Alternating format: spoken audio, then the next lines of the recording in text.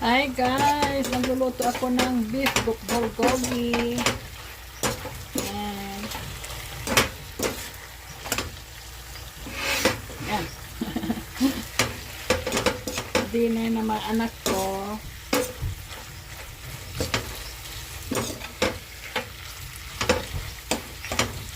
Ayan, palabutin ko natin para mas masarap.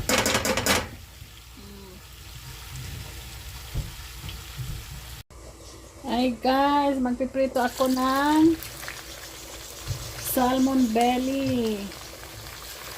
Coated na yan guys ng flour. Saka yung ano ba yung isa? Kalimutan ko, pangalan. Ay!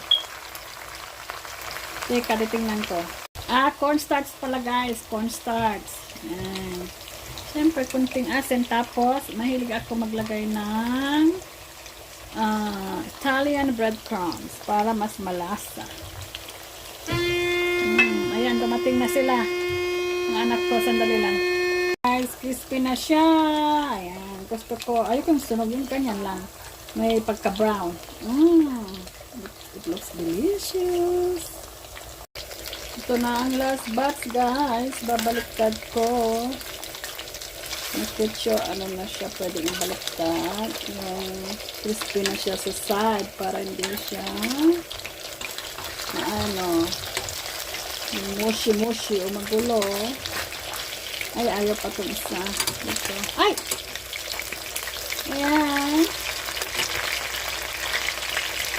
Nag-brown na siya itong Ayan. Pwede nang ibaliktad kasi ayan, masusunog. Diba? Ayan. So, isang pack ang binili ko guys na ano ba to? Salmon belly. So, kalahati lang niluto ko.